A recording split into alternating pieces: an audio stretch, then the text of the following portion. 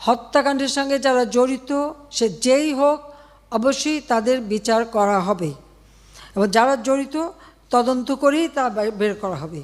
যারা অস্ত্রধারী, যেমন রংপুরে একটা ঘটনা ঘটেছে, যে পুলিশ দায়ী সেই পুলিশকে সাসপেন্ড করা হয়েছে এবং তার বিরুদ্ধে তদন্ত হচ্ছে এবং তার বিচার হবে। ইতিমধ্যে কিন্তু সেই পুলিশ রংপুরের যে হত্যাকাণ্ডটা তার আমরা সাসপেন্ড করে দিয়েছি, তাকে কিন্তু সাসপেন্ড করা হয়েছে।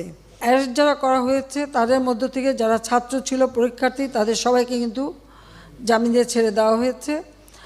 আর সাথে সাথে আমি এটাও নির্দেশ দিয়েছি যে এর ভিতরে যারা নিরীহ আছে তাদের সবাইকে, এবং ছাত্র যারা একেবারে খুনের সাথে জড়িত না বা এই সমস্ত ধ্বংসাত্মক কাজের সাথে জড়িত না, তাদেরকে মুক্তি দেওয়া শুরু করবে এবং সেটা শুরু হয়ে যাচ্ছে। যারা দোষী